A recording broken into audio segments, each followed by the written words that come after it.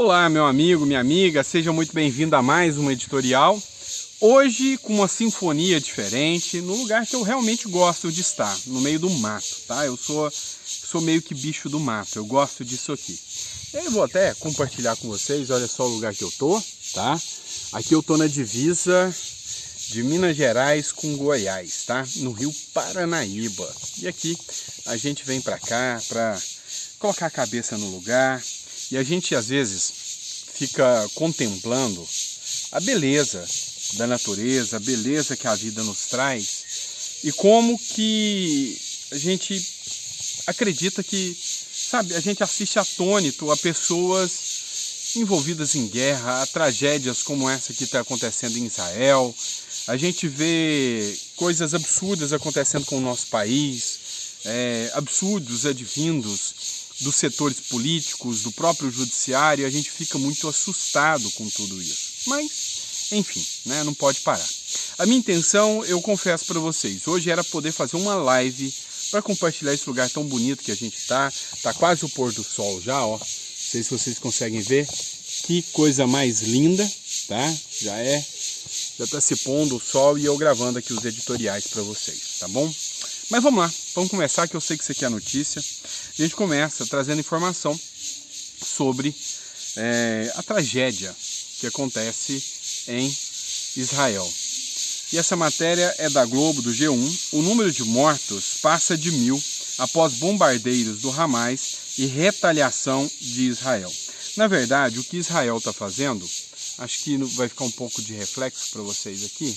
Agora sim, tá vendo? As pessoas concentradas devido à situação, ataques de bomba acontecendo e, sabe, é absurdo. Mais de 1.000 pessoas tiveram a vida perdida nesse ataque absurdo. Está circulando muito nas redes sociais, inclusive o Rodrigo Valadares, que é um deputado federal, está postando a foto dos deputados de esquerda que fizeram uma moção de apoio ao Hamas. Isso em 2021 ainda, quando a Inglaterra fez uma solicitação à ONU para que o Hamas fosse considerado uma instituição terrorista. E foi considerado. A própria ONU considera, assim como os Estados Unidos, consideram o Hamas uma instituição terrorista. Entretanto, esses deputados, a maioria do PSOL, PT e partidos de esquerda, né, PCdoB, tá? Deputados fizeram essa moção de apoio ao Hamas. E o que a gente está vendo hoje é um trabalho, sabe, absurdo de passar pano para esses ataques terroristas, para essa situação esdrúxula. O Correio Brasiliense, que é um jornal que a gente vê que é até um tanto quanto de esquerda, ele trouxe aqui o caso do Yoni Asher, de 37 anos. Olha só que família mais bonita. E esse é o Yoni Asher aqui, o vídeo que ele colocou. É o depoimento dele, que só viu, ele estava de viagem, ele só viu a sua família sendo sequestrada pelas redes sociais. Ele reconheceu sua mulher e suas 2 filhas pequenas pelas redes sociais. E viu ela ensanguentada, a mulher, tá? Sendo levada pelas redes sociais. E aí, uma notícia que choca, assim, o mundo. Esse grupo armado, o Hamas, ele está anunciando na Amazon e anunciando nas redes sociais a venda dessas pessoas que foram sequestradas. Estão anunciando a venda dessas pessoas, estão cobrando ali valores entre 8 e 10 mil dólares para poder liberar essas pessoas. Então anunciando na Amazon e em redes sociais a venda desses reféns. Aí você vê que não é pelo país, não é pela causa, é uma podridão sem tamanho, e a esquerda hoje vem defendendo, tá? Ó, matéria do R7. A Unigrejas e o BDR divulgam nota conjunta de repúdio aos ataques terroristas do Hamas. Então, assim, se você acompanhar as matérias, seja no Instagram, seja no Facebook, seja em todas as redes sociais, você começa a ver que você vai ser bombardeado o tempo todo com os absurdos, com os abusos que vêm acontecendo por esse grupo terrorista chamado Hamas. E isso está tendo, sabe, reflexo aqui no Brasil. O Boulos, que está viralizando um vídeo, né, uma foto, na verdade, do Boulos lá na Palestina, falando que ele está com a Palestina, com o Hamas, escrito numa pedra, pessoal com a Palestina, ele está tendo a sua popularidade despencando. Ele que queria concorrer agora às eleições de São Paulo, está despencando a sua popularidade, porque não está, sabe, não dá para engolir uma pessoa que defende o terrorismo e ainda diz que é o amor que venceu. E aí o Paulo Bilinski trouxe uma informação, tá? Eu não posso te confirmar a veracidade dessa informação.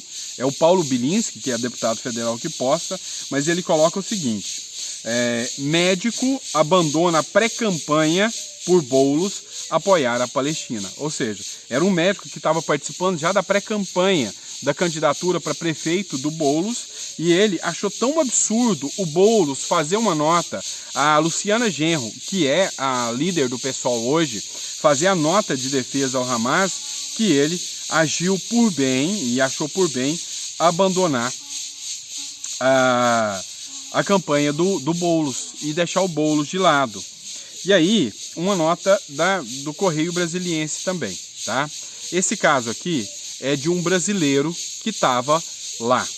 Diga-se de passagem que no dia, Correio Brasiliense, a fonte, viu?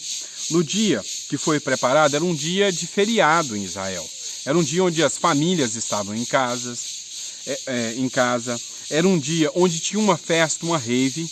Tanto que a menina que eles passearam, expondo o corpo dela como um troféu, era uma alemã que estava lá, tá? E tem monstro nas redes sociais, inclusive da esquerda, falando que essa alemã mereceu tudo, tá? Olha só a ironia do destino, ela lá em Israel, junto com os judeus, recebeu isso e que ela mereceu. Então, assim, são pessoas que devem ter uma deficiência moral tão grande que, sabe, que não dá nem para explicar esse tipo de gente. E aí, essa matéria do Correio Brasiliense aqui diz o seguinte: Correio Brasiliense, eu vi tudo. Estava a 150 metros da faixa de Gaza. Vi todos os mísseis, os terroristas invadindo o festival, atirando nas pessoas, sequestrando, estuprando as mulheres. Contou ao Correio Brasiliense o paulistano Yehuda Weiss, de 29 anos, uma rave no kibbutz de Kinnebert Mador, a 150 quilômetros da fronteira, a 150 metros da fronteira com a faixa de Gaza, terminou em pesadelo. Hanani Nijeski Glazer, gaúcho de 24 anos, também estava na festa e até a noite desse sábado seguia desaparecido. O paulistano Rafael Zimmer fraturou a perna, foi atingido por estilhaços de granada ao tentar fugir da rave e teve que ser transferido de helicóptero para um hospital de Haifa. O paradeiro do outro brasileiro também era desconhecido. Uma brasileira entrou em choque e foi hospitalizada. Yehuda relatou que viu vários corpos e carros destruídos por tiros. Um soldado morto teve o corpo jogado no meio da rua. Não sei como consegui voltar para casa, disse o militar da reserva que mora em Bicheva há 2 anos e meio. Abre aspas. Vários amigos foram sequestrados, também mulheres e crianças. Fugi de lá com mais 5 amigos. Fui cortando os carros no meio dos foguetes e dos tiros. Lembra? Então foi uma coisa de terror assustadora. E aí tem brasileiros desaparecidos. A comunidade brasileira que vive em Israel bate na casa dos 14 mil. Na Palestina tem cerca de 4 a 6 mil brasileiros que vivem na região da Palestina. E aí esses reféns que foram pegos, inclusive americanos, está sendo cobrado resgate desses palestinos. Ou seja, são sequestradores, são bandidos, são criminosos da pior estirpe, e a esquerda brasileira faz questão de defender esses sujeitos. E aí o governo brasileiro está articulando um trabalho de repatriação, onde ele vai mandar 2 aviões para poder trazer de volta brasileiros que queiram voltar para o Brasil. Com toda certeza, vários brasileiros já estão se articulando para voltar ao Brasil, já querem voltar ao Brasil. Mas assim, é assustador. Vários vídeos circulando na internet, várias postagens da oposição e da direita questionando o posicionamento do ministro dos Direitos Humanos, o Silvio Almeida, que até agora não havia se manifestado de forma contundente contra o Hamas, ele que tem a linha de pensamento pró-Palestina. Enquanto isso, radicais de esquerda estão fazendo manifestações, seja nos Estados Unidos e em outros países pró-Palestina, e é a esquerda que está fazendo isso. Então, assim, tudo isso é assustador. E aí, tem matérias de jornais, o próprio Estadão veiculou uma matéria com a ligação do Lula em relação ao Irã, que logo depois que o Lula voltou, permitiu navios de guerra, Lula voltou a fazer articulações de negociação com o Irã, tá? Então isso está sendo muito questionado, e o Irã foi o financiador do ataque do Hamas. Então, tudo isso é muito grave, vai ter repercussão. O Brasil hoje tem a presidência do Conselho de Segurança da ONU, então tudo isso, sabe, vai colocar o Brasil cada vez mais nos holofotes. Eu vi uma publicação do Gustavo Gaia, que é deputado federal, dizendo o seguinte: olha, já não adianta mais a esquerda tentar esconder a sanha maldosa que ela tem. Nem a mídia está comprando isso, ninguém está acreditando. A própria mídia está fazendo repulsa ao Hamas, parte da mídia, porque parte da mídia brasileira é vendida mesmo, é podre mesmo, não tem nem o que falar. Mas sabe, já está começando a ter uma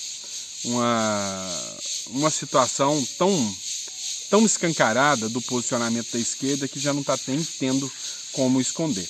E por fim, para acabar com uma parte da narrativa de esquerda, tá? Essa matéria do Conexão Política que eu trago para vocês agora, tá? Diz o seguinte: urgente. O ministro de Segurança de Israel autoriza licenciamento de armas para o maior número de israelenses. Tinha uma política também de restrição de armas em Israel.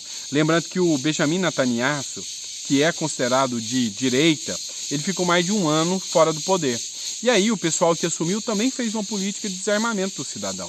E é por isso que o Hamas aproveitou também, entrou, e os cidadãos estavam desarmados, entrou e fez um massacre na casa dos cidadãos civis.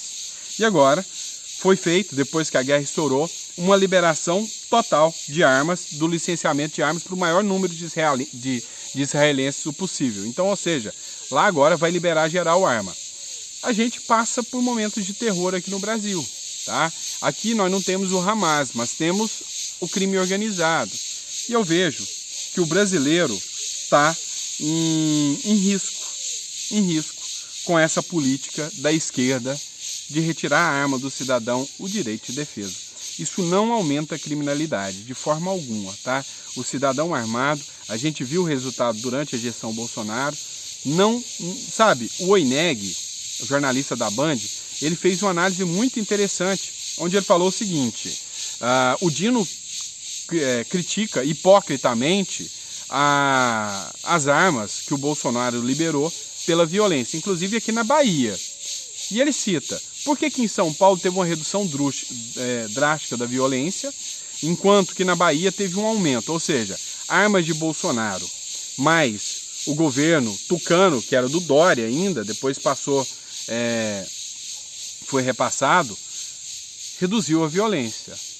Governo, gestão Bolsonaro, o armamento, mais gestão do PT, que era feita pelo Rui Costa lá na Bahia, uma criminalidade sem tamanho, ou seja, desfaz as narrativas que a própria esquerda inventa, tá certo? É isso, pessoal. Obrigado por ter acompanhado mais um editorial com a gente.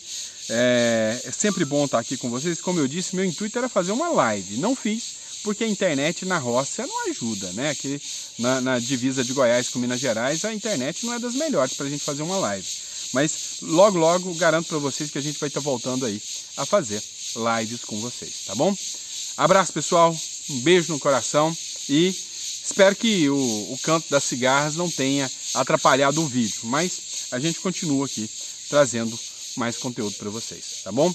Grande abraço, fica com Deus e até a próxima.